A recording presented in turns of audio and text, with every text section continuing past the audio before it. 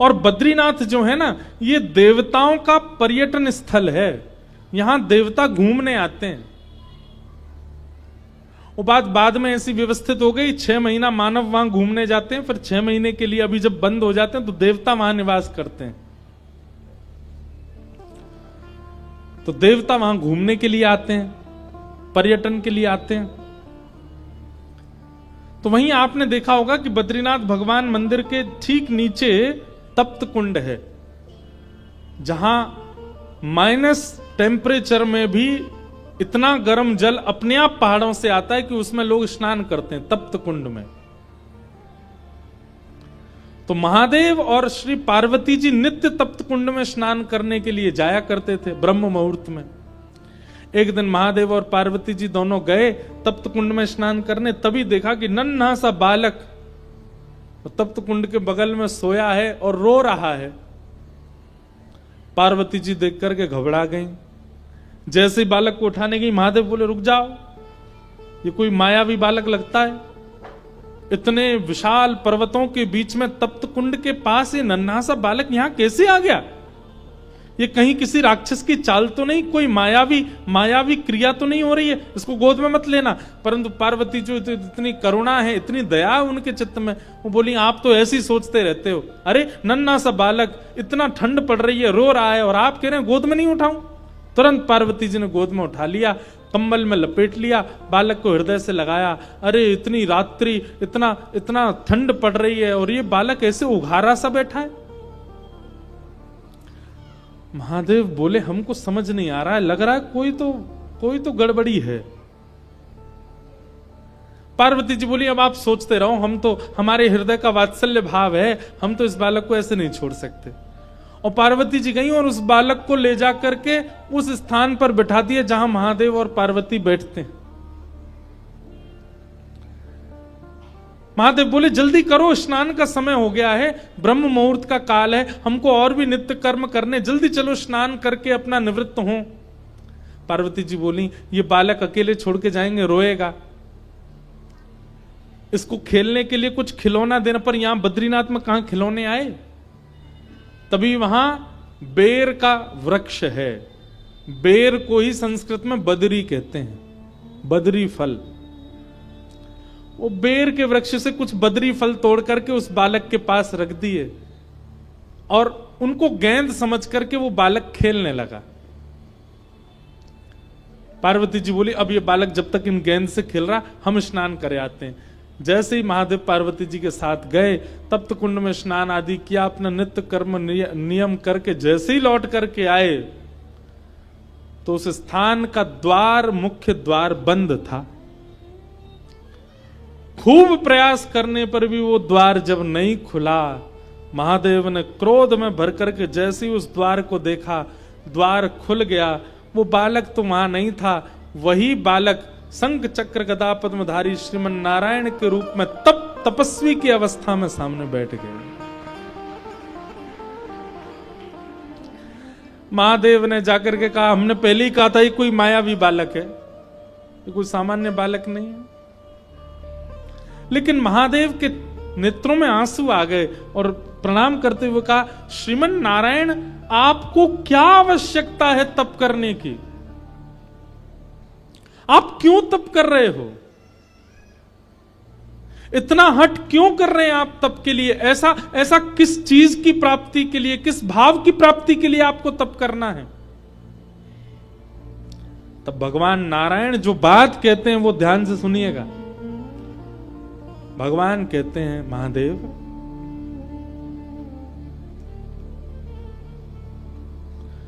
कर्म की पत्नी का नाम है तपस्या। आप लोग सारे शास्त्र उठा करके देख लीजिए, कलयुग से पहले जितने भी युग हैं उन युगों में चाहे दैत्य हो, चाहे ऋषि हो, चाहे महापुरुष हो, चाहे मानव हो, तप सबने किया। रावण भी तपस्या करने गया था, हिरण्यकश्यप भी तपस्या करने गया था, हिरण्याक्ष भी तप करने गया था, कंस भी तपस्या करने गया था। इसका मतलब क्या है? अन्य युगों में आप कितने भी कर्म कर लो, जब तक आप तप नहीं करोगे आपको कर्म का फल नहीं मिलेगा। क्योंकि कर्म की पत्नी का नाम है तपस्या। बिना तप किए कर्म फल नहीं देता। और कलयुग में लोगों पर इतना समय नहीं है कि वो तपस्या करें, वो तप कर पावे।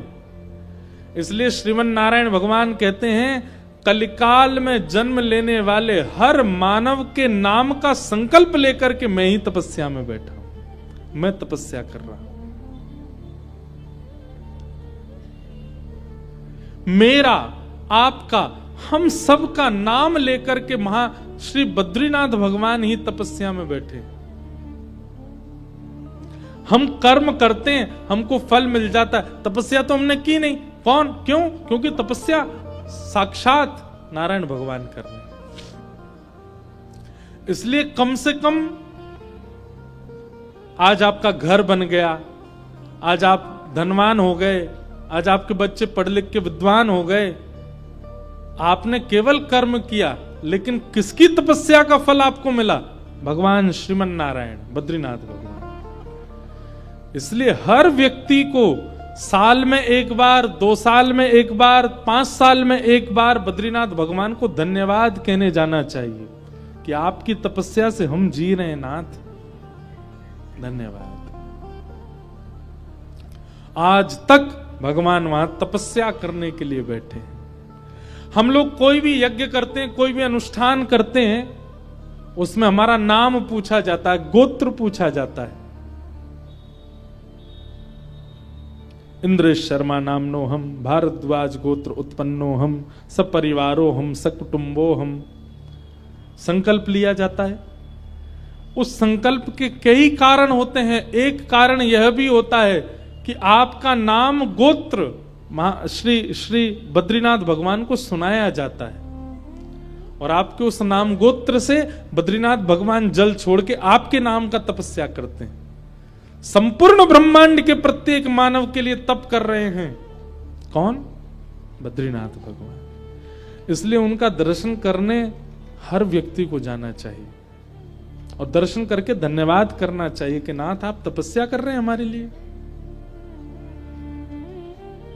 जो आज तक बद्रीनाथ नहीं गए, यहां पर बैठे, या जो लोग लाइव देख रहे हैं, वो भी अगले वर्ष निश्चित बद्रीनाथ भगवान का दर्शन करने जाइएगा, प्रणाम करके आइएगा।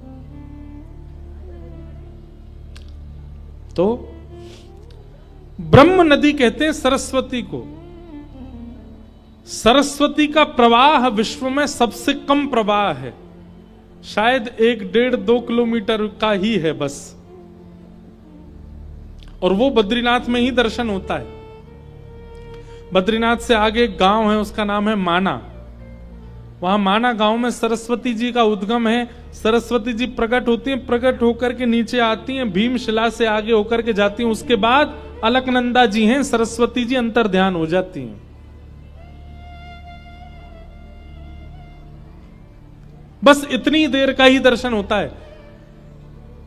उन्हीं सरस्वती जी के तट पर वेद व्यास जी अपनी कुटिया में रहते हैं, अपने परम आश्रम में रहते हैं, और वहीं वेद व्यास जी महाराज ने वेदों का निर्माण किया, 18 उपपुराण लिखे, 17 महापुराण लिखे, उपनिषद आदों का लेखन किया। लेकिन इतना सब कुछ लिखने के पीछे कारण क्या था? मानव कल्याण, जीव कल्याण। लेकिन उसके बाद भी उनके चित्त को शांति नहीं थी। उसके बाद भी उनको यह विश्वास नहीं था कि मैंने जो लिखा है इससे मानव कल्याण होगा। अपनी कृति पर कहीं ना कहीं उनको अविश्वास था। जैसे जो मां नित्य भोजन बनाती है ना रसोई घर में, जब भोजन अच्छा नहीं बना होता उसको पहले ही पता चल जाता है कि आज अच्छा नहीं बना होगा। आज मैंने दाल ऐसे ही बना दी है, आज सब्जी ऐसे ही बना दी, उसको पहले, क्योंकि उसको पता है कि मैंने जब निर्माण किया उस समय मैंने क्या क्या वस्तुओं का प्रयोग किया, या मेरा मन कहां था, या मेरा चित्त कहां था। ठीक वैसे ही वेद व्यास जी महाराज ने इतने ग्रंथ लिख दिए, लेकिन उनको मन में विश्वास था कि इससे मानव कल्याण नहीं हो पाएगा।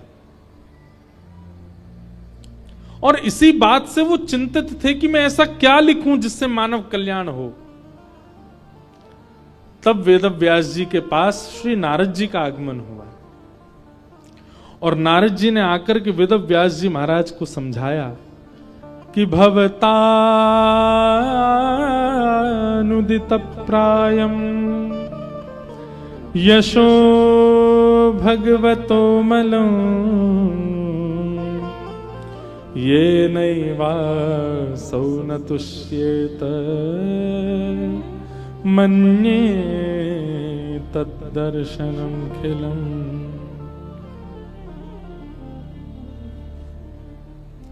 नारद जी कह रहे हैं, व्यास जी आपने जितना कुछ भी लिखा है इन सब से व्यक्ति अपना जीवन सुखद बना सकता है लेकिन सफल नहीं बना पाएगा। सब लोग इधर देखो, सावधानी से सुनो। ये छोटी छोटी बातें, ये अत्यंत गूढ़ बातें हैं, इनको सुनना अति अनिवार्य है। और कई लोगों का मन होता, महाराज जी हमको तो लीला ही सुनाओ, हमको तो वृंदावन रस ही सुनाओ, हमको तो वृंदावन के भाव ही सुनाओ।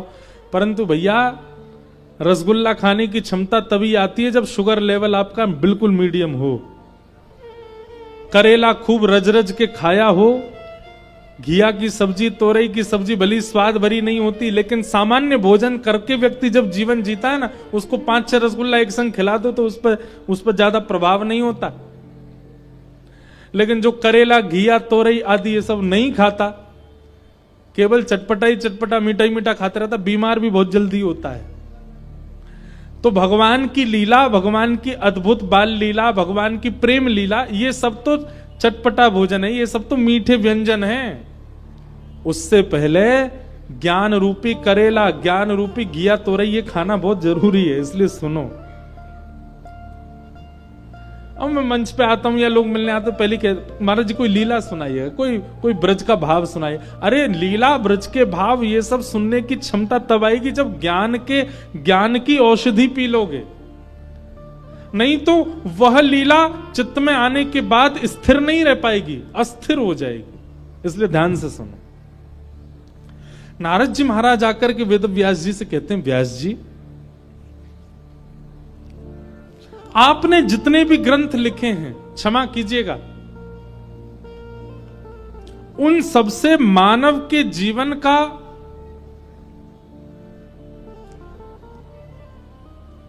उद्धार नहीं हो पाएगा। वो जब तक जीवित रहेगा तब तक उसका कल्याण हो सकता है, तब तक उसका अच्छा हो सकता है, परंतु वह अपने पूरे जन्म को कल्याणकारी नहीं बना पाएगा। आपने जितने भी ग्रंथ लिखे उनमें 4 बातें हैं, धर्म, अर्थ, काम, मोक्ष। सब लोग बहुत ध्यान से सुनना। हम इन 4 बातों का ही पालन करते हैं। सबसे पहला धर्म। हम जो भी क्रिया करते हैं हमारा विचार होता है धर्म क्या कहता है वो करो। दूसरा, ऐसी क्रिया करो जिससे अर्थ की प्राप्ति हो। धर्म, अर्थ। तीसरा, हमारे जीवन का तीसरा उद्देश्य क्या होता है? कामनाओं की पूर्ति। बरेली में घर बनाना है, दिल्ली में ऑफिस चलाना है, ये करना है, ये करना, कामना है, उनकी पूर्ति। और हमारे जीवन का चौथा लक्ष्य होता है मुक्ति। हम इन 4 चीजों के लिए ही पूरा जीवन जीते हैं। सबसे पहला धर्म का पालन, दूसरा अर्थ की कमाई, तीसरा कामनाओं की पूर्ति और चौथा मोक्ष की प्राप्ति।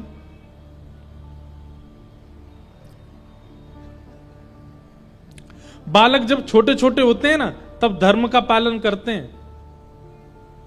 बालकों को सबसे ज्यादा प्रिय कौन होते हैं? छोटे बालकों को नानी, नाना, दादी, दादा। बालकों को सबसे ज्यादा प्रिय क्या होता है? जब मंदिर में घंटी बज रही हो, बालक अपने कान खड़े करके देखने लग जाते हैं। नानी पूजा करने जाएगी, मैं संग जाऊंगा। दादी मंदिर जाएगी, मैं साथ जाऊंगा। वही बालक जब 13, 14 वर्ष, 15 वर्ष का हो जाता है तो फिर उसकी पूजा से रुचि हटने लगती है। फिर वो कहां चला जाता है? अर्थ की प्राप्ति में।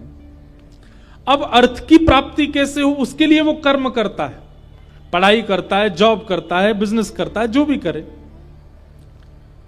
और फिर अर्थ जब आने लग जाता है तो तीसरा उसका उद्देश्य क्या होता है? कामनाओं की पूर्ति।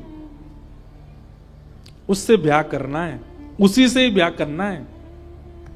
ऐसे बालक हों, बालक यहां पढ़ें, यहां घर बने, यहां पे विला बने, यहां पे फार्म हाउस बने, यहां पे खेती बाड़ी हो, यहां पे गैया हो, यहां पे घोड़े रहें, आदि आदि।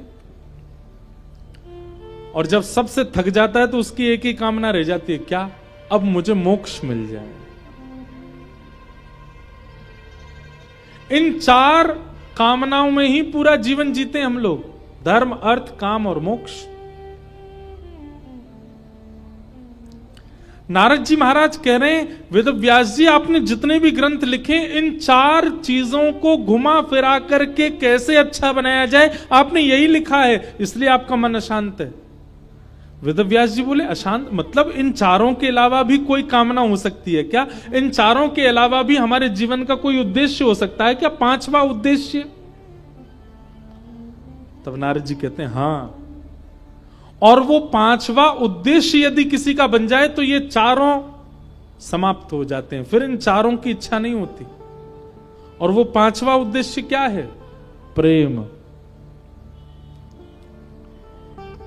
प्रेम जब हमारा उद्देश्य होता है तो हम कई बार धर्म को नहीं देखते। प्रेम जब हमारा उद्देश्य होता है तो हमारी अर्थ के प्रति रुचि नहीं होती। प्रेम जब हमारा उद्देश्य होता है तो हमारे चित्त की कामनाएं भी नहीं होती। और प्रेम जब हमारा उद्देश्य होता है तो मोक्ष की भी कामना नहीं होती। और एक बात, प्रेम दुनिया में किसी से नहीं हो सकता सिवाय ठाकुर जी के।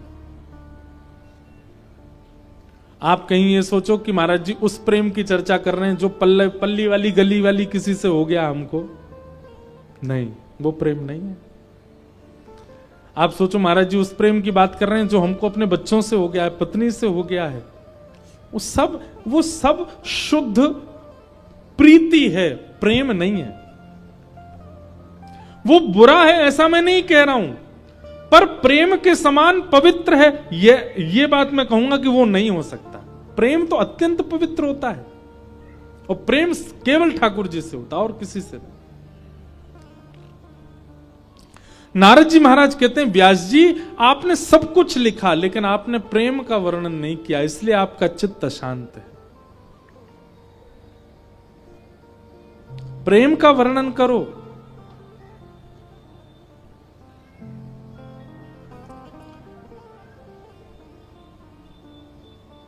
मीराबाई ठाकुर जी से प्रेम करती हैं, इसीलिए कई जगह धर्म की बेड़ियां भी पार कर गईं। करमेती बाई ठाकुर जी से प्रेम करती हैं, इसीलिए कई जगह उन्होंने कुल मर्यादा की बेड़ियों को भी पार कर दिया। गोस्वामी तुलसीदास ठाकुर जी से प्रेम करते हैं, इसलिए उनकी कोई इच्छा सी नहीं है। आप समस्त आचार्य और भक्तों को उठा करके देख लीजिए, ये सब चीजों से परे हो चुके हैं, क्योंकि इनके चित्त में प्रेम आ गया है। और प्रेम जिसके चित्त में आ जाएगा वो और किसी साधन या स्थिति में नहीं रह पाएगा।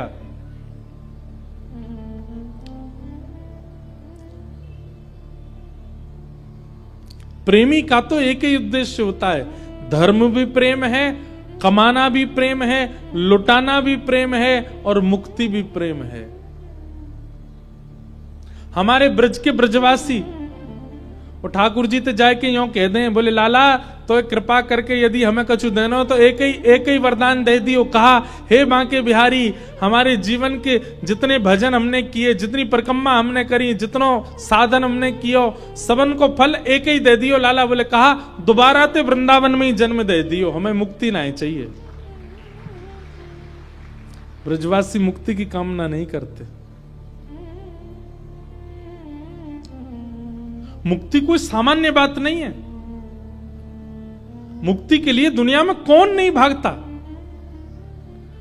पर प्रेमी व्यक्ति मुक्ति की भी कामना नहीं करता, उसको प्रेम चाहिए बस। मुझसे एक बार हमारे वृंदावन में श्री राधारमण लाल जी, श्री राधारमण के सेवायत हमारे जीजा जी हैं, सबसे बड़ी बहन, वहीं उनका विवाह हुआ, श्री अनुराग गोस्वामी जी। एक बार उन्होंने मुझसे बहुत पहले, शायद उनको भी याद नहीं होगा, उन्होंने मुझसे पूछा, पर मुझे याद है, उन्होंने एक बार मुझसे पूछा कि अगर हम ऐसे कर्म करें कि हमारा फिर से जन्म हो जाए तो क्या बुराई। मैंने कहा नहीं, भागवत जी और सब शास्त्र कहते हैं ऐसे कर्म करो दोबारा जन्म ना लेना पड़े।